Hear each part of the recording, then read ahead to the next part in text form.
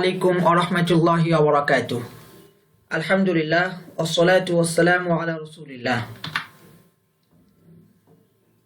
আসলাফ একাডেমিতে যারা আমাদের সাথে আছেন, রুকিয়া শারঈয়া দার্সে আপনাদের সকলকে স্বাগতম। আহলান ওয়া সাহলান। রুকিয়া শারঈয়ার চতুর্থতম দার্সে আজ ইনশাআল্লাহ আমরা জিন জাতির মৌলিক কিছু বিষয় নিয়ে আলোচনা করব।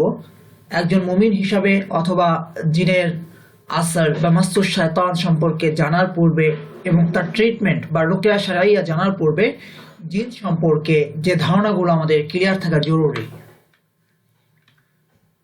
এই দার্সে আমরা আলোচনা করেছি মূলত জিন সম্পর্কে ধারণা, জিন সম্পর্কে কোরআনের বর্ণনা বা এ সম্পর্কে হাদিসে কি আছে, একজন মুমিনের এ সম্পর্কে কি বিশ্বাস হওয়া উচিত, মানুষ কি আসলে জিন দেখতে পায়, জিন দেখা কি কখনো সম্ভব, এবং জিন যে মানুষকে আসর করে আমরা বলি, যত জায়গায় বলা হচ্ছে জিনে আসর করা হয়েছে, সবসময় কি আসলে জিনের আসর হয় নাকি কখনো কখনো মনের সমস্যা হতে পারে, মনোরোগ হতে পারে, অথবা শারীরিক সমস্যা হতে পারে, অথবা ব্যক্তির অসুস্থ হতে পারে, বা আদৌ জিনের আসর বা মাসুস শয়তান বলতে কিছু আছে কিনা, যদি থেকে থাকে সেটা আমরা কোত্থেকে জানলাম এবং এ বিষয়ে কোরআন হাদিসের নির্দেশনা মূলত কি। তো বোঝাই যাচ্ছে যে এই বিষয়গুলো আমাদের জন্য গুরুত্বপূর্ণ। এ বিষয়ে রুকিয়ার আলোচনার পূর্বে মানুষের মতো আল্লাহ তাদেরকেও বিবেক বুদ্ধি দিয়ে, অনুভূতি শক্তি দিয়ে সৃষ্টি করেছেন। ভালো মন্দের বিভাজন জিনদের মাঝেও আল্লাহ সুবহানাহু ওয়া তাআলা দিয়েছেন। এ গোষ্ঠীর নাম জিন রাখা হয়েছে কারণ জিন শব্দের অর্থ গোপন। তারা মানুষের দৃষ্টি থেকে গোপন থাকে বলেই হয়তো আল্লাহ তাদের নাম দিয়েছেন জিন। জান্নার জন্য এটা বাবে নাসরানের একটি মাসদার, জিন্নান হয়, জান্নান হয়, যার অর্থ হলো ইখতাফা, লুকায়িত হলো। আবার জান্নাল লাইলু ফালাম্মা জান্নাল লাইলু রাআ কাওকাবা ক্বালা হাদা রাব্বি, কোরআনের একটি আয়াত আছে, যখন রাত গভীর হলো, আধারচ্ছন্ন হলো, একটা অর্থ হলো আধারচ্ছন্ন হওয়া। যেহেতু তারা আমাদের দৃষ্টির আড়ালে থাকে, হয়তো আল্লাহ সুবহানাহু ওয়া তাআলা এজন্যই এই জাতির নাম দিয়েছেন জিন, বা ভিন্ন কোনো হিকমা এখানে থাকতে পারে। এটা একটা অনুমান নির্ভর ভাষাবিদদের একটা মত। শুধুমাত্র আল্লাহ রাব্বুল আলামিন কোরআনের প্রায় 50 বার জিনের আলোচনা করেছেন, সুতরাং জিন জাতিকে অস্বীকারের কোনো সুযোগ নেই। 50 বার আল্লাহ সুবহানাহু ওয়া তাআলা জিনের আলোচনা করেছেন।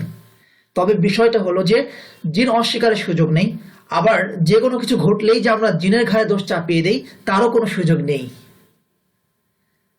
আল্লাহ সূরাতুল জিন নামে একটি পূর্ণাঙ্গ সূরা নাযিল করেছেন।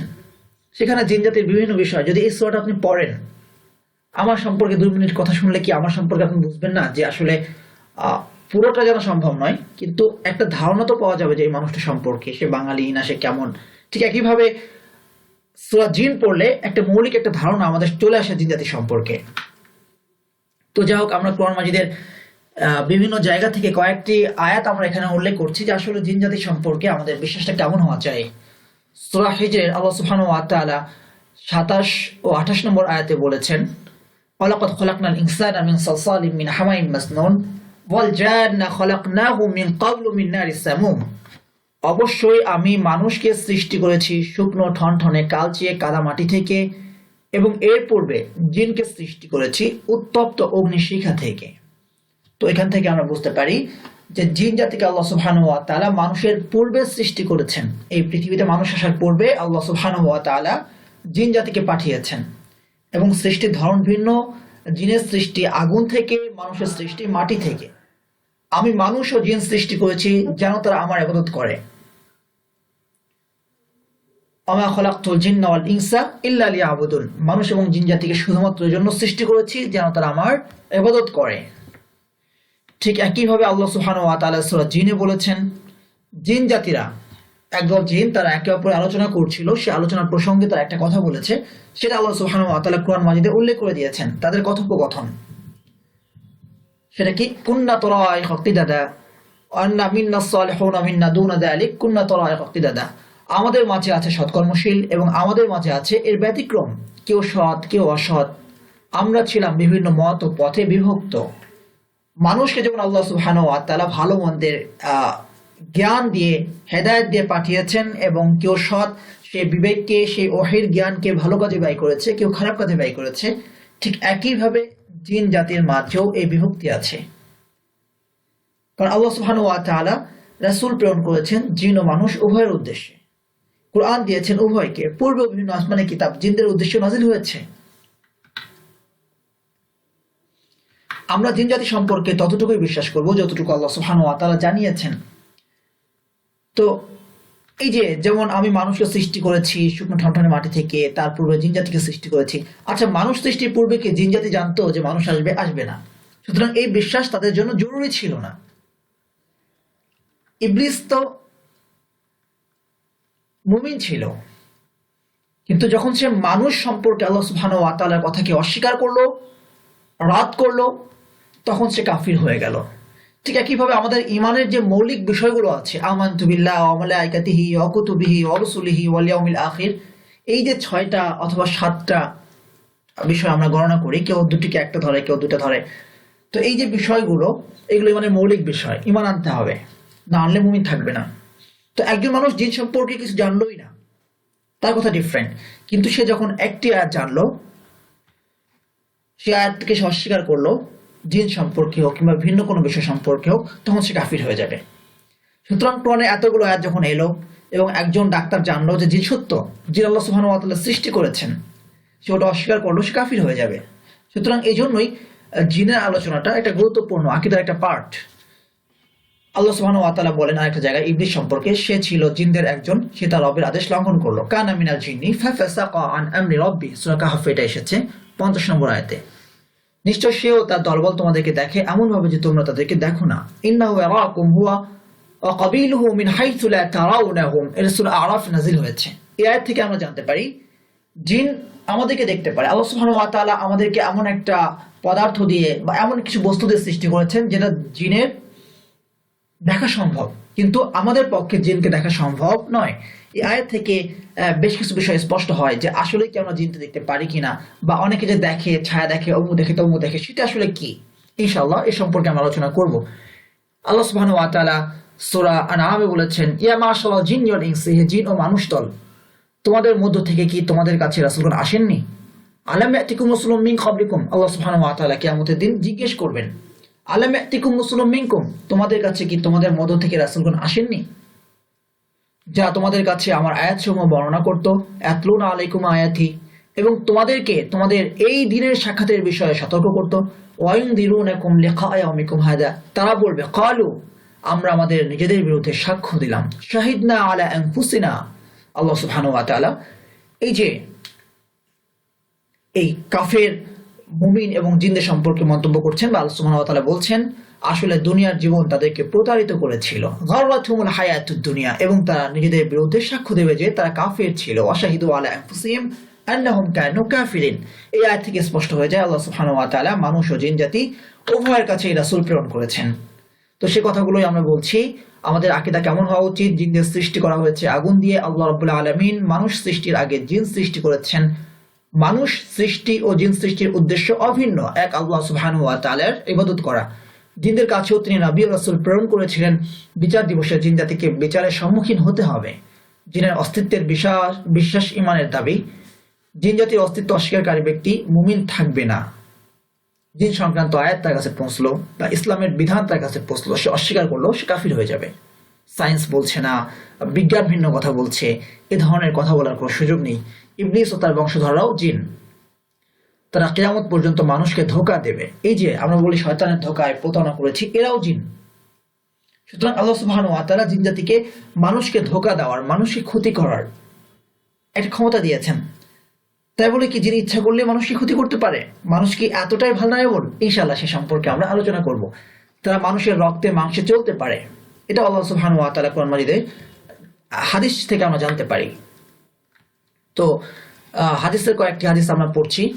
আবু সালাবা আল কুশানি রাদিয়াল্লাহু তাআলা আনহু বর্ণনা করেন, রাসূল সাল্লাল্লাহু আলাইহি ওয়াসাল্লাম বলেন, তিন প্রকার, আল জিন্নু সালাসাতু আসনাফ, এক প্রকার হলো যাদের ডানা আছে, লাহুম আজনিহা, তারা শূন্যে ওড়ে, ইয়াসিরুনা ফিল জাওবি, এক প্রকার সাপ বিচ্ছু হয়ে থাকে, আরেক প্রকার আশেপাশে অবস্থান করে এবং প্রস্থান করে। অর্থাৎ আমাদের ঘরের আশেপাশে যেখানে জিন আমাদের শরীরের রক্ত প্রবাহে চলতে পারে সেখানে, বা আমাদের শরীরে মিশতে পারে, সো আমাদের ঘরের আশেপাশে, আমাদের বাথরুমে বিভিন্ন জায়গায় জিন থাকতে পারে, এবং এটা হাদিস দ্বারা প্রমাণিত। আমরা যে বাথরুমে যাওয়ার সময় বা টয়লেটে যাওয়ার সময় দোয়া পড়ি, আল্লাহুম্মা ইন্নী আউযু বিকা মিনাল খুবসি ওয়াল খাবাইস, অনিষ্টকারী বা অনিষ্টকারী জিন এবং খাবিসাত থেকে, মানে জিনদের থেকে যে আমি পানা চাইছি। কেন? কারণ এই নোংরা জায়গায় জিন অবস্থান করে, পতিত জায়গায় বিরান ভূমিতে অবস্থান করতে পারে। তো সেসব জায়গায় গেলে, তাদের আস্তানা থাকলে, আখড়া থাকলে, তারা সেখানে গেলে ভয় দেখাতে পারে, সেই ভয় আমার ক্ষতির কারণ হতে পারে। সেজন্য আমরা সেসব জায়গায় একাকি যাব না, বা দোয়া পড়ে যাবো। যেমন বাথরুমে যাওয়ার সময় অবশ্যই যেতে হবে, দোয়া পড়ে ঢুকি। আর স্বাভাবিকভাবে যে আমি আমার অবস্থান, আমি আমার চলাফেরা করব, তো এখানে জিনকে আল্লাহ সুবহানাহু ওয়া তাআলা সে পাওয়ার দেননি। সে তো আমার শরীরেও থাকতে পারে। এই জন্য কি আমি আমার মাঝেও থাকবো না? আমি হারিয়ে যাবো? কোথায় হারাবো? কোন জায়গা আছে? তো আব্দুল্লাহ বিন ওমর রাদিয়াল্লাহু তাআলা আনহু বর্ণনা করেন যে রাসূল সাল্লাল্লাহু আলাইহি ওয়াসাল্লাম বলেন, তোমাদের কেউ যখন পানাহার করে সে যেন ডান হাত দিয়ে পানাহার করে। ফালইশরাব ওয়া লিয়াকুল বিয়ামিনিহি, কারণ শয়তান বাম হাতে খায়, বাম হাতে পান করে। এটা মুসলিমের 2020 নম্বর হাদিস। তো এই হাদিস দ্বারা আমরা প্রমাণিত বুঝতে পারলাম যে জিনের পানাহার আছে, জিনের জীবনযাপন আছে, যেমন আমাদের আছে। সুতরাং জিন জাতিকে অস্বীকারের কোনো সুযোগ নেই। ঠিক একইভাবে আল্লাহ সুবহানাহু ওয়া তাআলা কোরআন মাজিদের একটি জায়গায় বলেছেন, সেও তোমার বংশধরদেরকে দেখে, সেও তার বংশ তোমাদেরকে এমন ভাবে দেখে যে তোমরা তাদেরকে দেখতে পাও না। ইন্নাহু ইয়ারাকুম হুয়া ওয়া কাবিলুহু মিন হাইথু লা তারাউনাহুম, যে আয়াতটা আমরা পূর্বেও আলোচনা করেছি। তোমাদেরকে আজ কোনো মানুষ পরাজিত করতে পারবে না। এটা হলো বদরের যুদ্ধের কাহিনী। ইবলিস মানুষ সেজে এলো, এসে সে বলছে কাফেরদেরকে, মক্কার মুশরিকদেরকে প্রতারিত করে বলছে, লা গালিবা লাকুমুল ইয়াওমা মিনান নাস ওয়া ইন্নী জারুল লাকুম, আজ তোমাদেরকে কেউ পরাজিত করতে পারবে না, আর আমি তোমাদেরকে সাহায্য করব। ওয়া ইন্নী জারুল লাকুম, তোমাদের প্রতিবেশী, তোমাদের সাথে আছি আমি। জিন এসে অভয় দিচ্ছে। এরপর যখন দুদল সংঘর্ষে লিপ্ত হলো, ফালাম্মা তারাআতিল ফিয়াতানি, একদল অপর দলের মুখোমুখি হলো, একদল অপর দলকে দেখতে পাচ্ছে, মানে সংঘর্ষে লিপ্ত হলো। তারাআতিল ফিয়াতানি নাকাসা আলা আকিবাইহি, সে উল্টো পালালো আর বলল, ক্বালা ইন্নী আরা মা লা তারাউনা, আমি এমন কিছু দেখতে পাচ্ছি যা তোমরা দেখতে পাচ্ছ না। ইন্নী আরা মা লা তারাউনা, আমি আল্লাহকে ভয় পাই। ইন্নী আখাফুল্লাহ, আর আল্লাহ চরম শাস্তি দানকারী, আল্লাহু শাদীদুল ইকাব। এই আয়াত দ্বারা প্রমাণিত হলো যে জিন ফেরেশতা দেখতে পায়, এবং সে মানুষ জিনকে দেখতে না পেলেও জিন বিভিন্ন আকৃতিতে এসে মানুষকে ওয়াসওয়াসা দিতে পারে। অর্থাৎ মানুষ দেখতে পাচ্ছে একটা মানুষ, তারই মতো একটা ছাগল, একটা কুকুর, আসলে ছাগল কুকুর না, জিন একটা ওয়াসওয়াসা দিচ্ছে মানুষকে। মানুষ জিনকে দেখতে পায় না, কিন্তু জিন মানুষকে একটা ওয়াসওয়াসা দিচ্ছে। সে একটা জিন দেখতে পাচ্ছে, বা একটা ছাগল দেখতে পাচ্ছে, বা একটা ভয়ঙ্কর প্রাণী দেখতে পাচ্ছে। এতটুকুই পারে মূলত।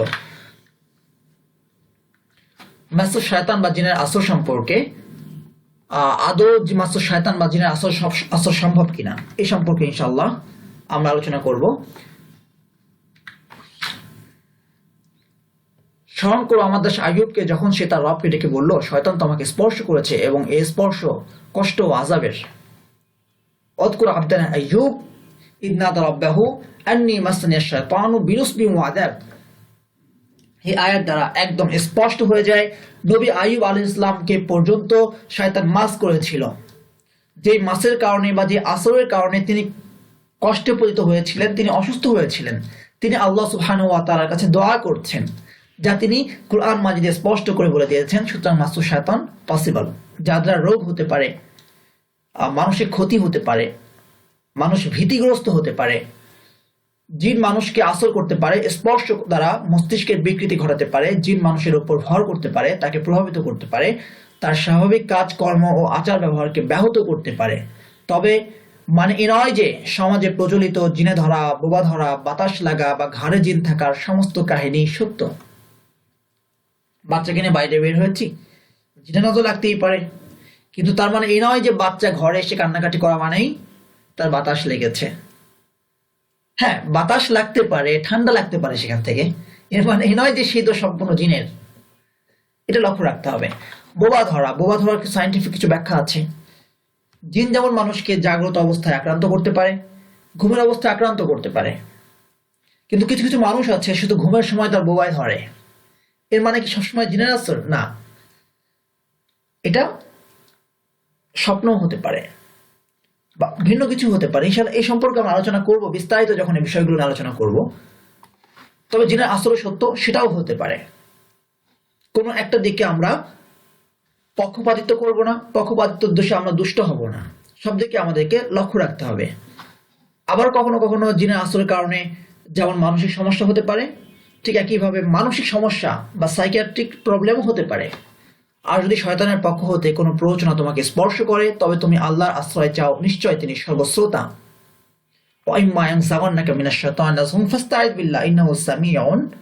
আলিম, সর্বশ্রোতা, সর্বজ্ঞানী।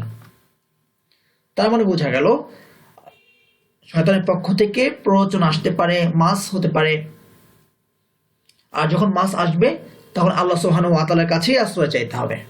এই আয়াত দ্বারা যেমন মাস সাব্যস্ত হয়, তেমনি আয়াত দ্বারা করণীয় কি সেটিও নির্ধারিত হয়ে যায়। তো জিন যে মানুষকে আক্রান্ত করে, যেটা স্পষ্ট হয়ে গেল আমাদের কাছে, সেটা কয়ভাবে হতে পারে এখানে আমরা 4 ভাবে দেখাচ্ছি। এক হলো ওয়াসওয়াসা, প্রক্ষেপণ, প্রক্ষেপণ। যেমন ইবলিস, সেও তো জিন। ফাসসা ইলাইহি শাইতান ক্বালা ইয়া আদাম হাল আদুল্লুকা আলা শাজারাতিল খুলদি ওয়া মুলকিন লা ইয়াবলা, যেটা আল্লাহ সুবহানাহু ওয়া তাআলা বলেছেন যে জান্নাতে যখন আদম হাওয়া ছিলেন আলাইহিস সালাম, তখন শয়তান তাদেরকে ওয়াসওয়াসা দিয়ে বলেছিল, আমি কি তোমাদেরকে হাল আদুল্লুকুম আলা শাজারাতিল খুলদি, হাল আদুল্লুকুম আলা শাজারাতিল খুলদি, আমি তোমাদেরকে চিরদিন বেঁচে থাকার অমরত্বের গাছকে দেখিয়ে দেব না? তাহলে শয়তান তাদেরকে ওয়াসওয়াসা দিয়েছিল, অর্থাৎ মনে হচ্ছে শয়তান তাদের সাথে কথা বলছে, কিন্তু সেই কথাটা কি? আসলে ওয়াসওয়াসা। শয়তান আমাদের সামনে আসছে, জিন ভয় দেখাচ্ছে, আসলে এটা কি? ওয়াসওয়াসা। একটা কুকুর দেখতে পাচ্ছি, ভয় পেয়ে গেলাম, যেখানে কুকুর নাই, বা কিছু দেখলাম, আসলে ওখানে কিছু নাই, কিন্তু শয়তান এটা কি দিচ্ছে? ওয়াসওয়াসা দিচ্ছে। যেভাবে আদম আলাইহিস ইসলামের সাথে হাওয়া আলাইহিস ইসলামের সাথে তারা কথা বলছিলেন, যেটা একটা ওয়াসওয়াসা ছিল, জাদুর মাধ্যমে। আল্লাহ সুবহানাহু ওয়া তাআলা মানুষকে এতটা ভালনারেবল করে সৃষ্টি করেনি। আমরা যেমন জিনকে দেখতে পারি না, ঠিক একইভাবে আমরা জিনের কিছু কার্যক্রম আমরা দেখতে পারি না। কারণ যে জিন দেখতে পাচ্ছি না, তার চলাফেরা, তার খাওয়া দাওয়া, এইগুলো আমরা দেখবো কোত্থেকে? সেগুলো আমাদের পঞ্চ ইন্দ্রিয়ের অনুভূতির বাইরে। সুতরাং সেই কিছু কার্যকলাপ একটা জিন করে থাকে, যেগুলোকে আমরা জাদু বলছি, সেহের বলছি। সেহের মানে গোপন, এটা আমাদের অনুধাবনের বিষয় নয়। সুতরাং এই জিনের বিভিন্ন কার্যকলাপ করে, বিভিন্ন কৌশল, যেটাকে আমরা জাদু বলছি, সেই জাদুর মাধ্যমেও জিন আমাদেরকে আক্রান্ত করতে পারে। নজর নিক্ষেপ, ইন্নাহু ইয়ারাকুম, সে তোমাদেরকে দেখছে। তো একজন মানুষের নজর, আল আইনু হাক্কুন, দৃষ্টি সত্য বিষয়, অর্থাৎ নজরে ক্ষতিগ্রস্ত হয়। তো একজন মানুষেরটা যেমন হতে পারে, জিন তো আরো হিংসুক, এর দ্বারা ওই ধরনের নজর হতে পারে। আসর বা ভর করা, সরাসরি জিন মানুষের ঘরে আসর করতে পারে, ভর করতে পারে, যেমনটা আইয়ুব আলাইহিস সালাম সম্পর্কে আমরা জানলাম। তো আসর ভর সম্পর্কে আরো বিস্তারিত ইনশাআল্লাহ আমরা পড়বো। তো এইভাবে 4 ভাবে মূলত জিন মানুষকে আক্রমণ করে থাকে। আজকে দার্স এতটুকু। ইনশাআল্লাহ জিন সম্পর্কে আরো বিস্তারিত আমরা পরবর্তী দার্সে পড়বো। আসসালামু আলাইকুম ওয়া রাহমাতুল্লাহি ওয়া বারাকাতুহু।